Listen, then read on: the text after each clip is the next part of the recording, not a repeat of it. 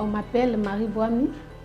Je suis coordonnatrice d'une ONG qui s'appelle Association pour la conservation communautaire de la biodiversité. Je suis aussi point focal de la coalition des femmes leaders pour l'environnement et le développement durable au Sud Kivu.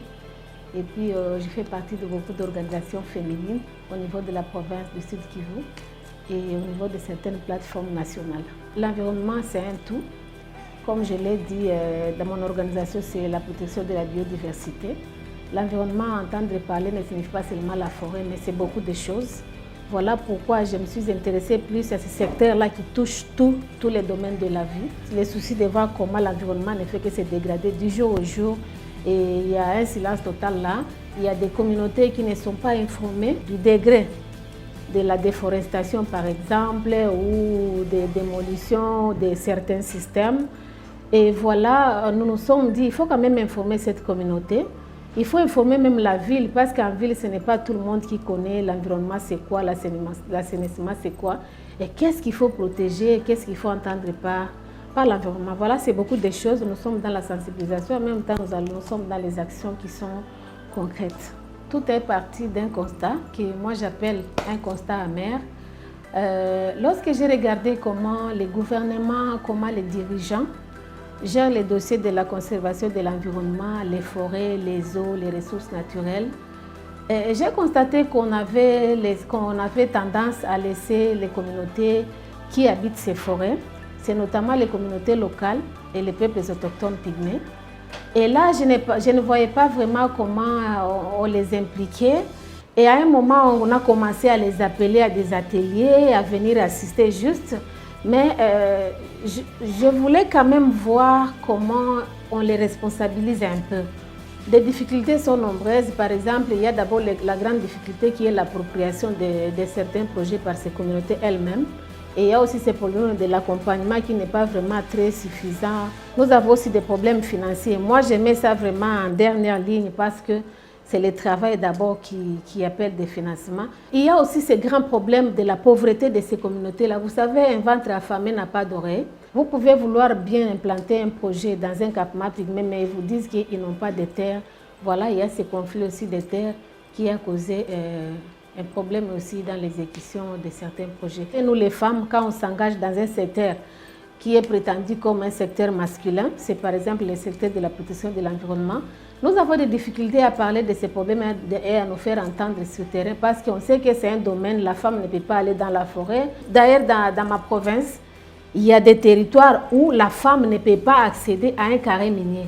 Donc, on sait que cette femme-là, elle va jeter un mauvais sort, on va faire disparaître là où on extrait de l'or. Les femmes ne peuvent pas accéder. Et tout ça, on se met en tête que si une femme arrive là, c'est que les minéraux vont disparaître. Et tous les hommes se sont coalisés en disant que les femmes non. Et donc cette femme-là ne peut pas avoir accès à un puits d'or.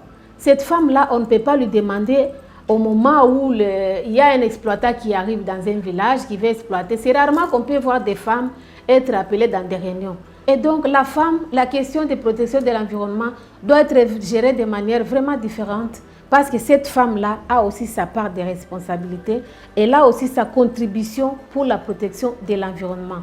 Il y a des femmes qui sont cartographes aujourd'hui, mais avant on disait qu'une femme ne peut jamais être cartographe, elle ne peut pas passer beaucoup de nuits dans la forêt. Maintenant là, le contraire est déjà prouvé. Nous accompagnons une communauté autochtone pygmée dans le territoire de Kabare, par exemple dans le processus de foresterie communautaire.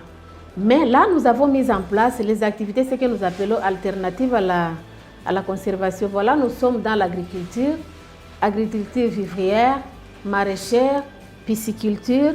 Et nous faisons aussi de l'élevage de petits bétails. Ça, nous disons aux communautés, en attendant que les arbres, en attendant que le processus avance, que vous puissiez entrer en possession avec de l'argent, vous devez aussi vivre. Nous travaillons aussi avec les femmes éco-gardes parce qu'elles nous accompagnent dans les activités, donc dans l'apprentissage des jeunes dames pygmées voir comment elles peuvent aussi petit à petit emboîter les pas de devenir aussi éco-gardes. Nous avons ces programmes aussi là de sensibilisation.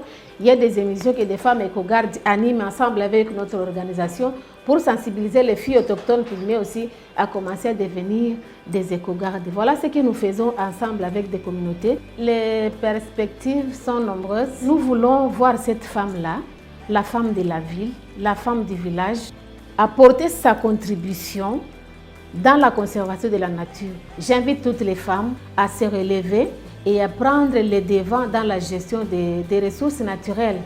J'invite aussi les gestionnaires de tous les secteurs de l'environnement de toujours impliquer la femme. Le monde attend beaucoup d'elle dans la protection de l'environnement.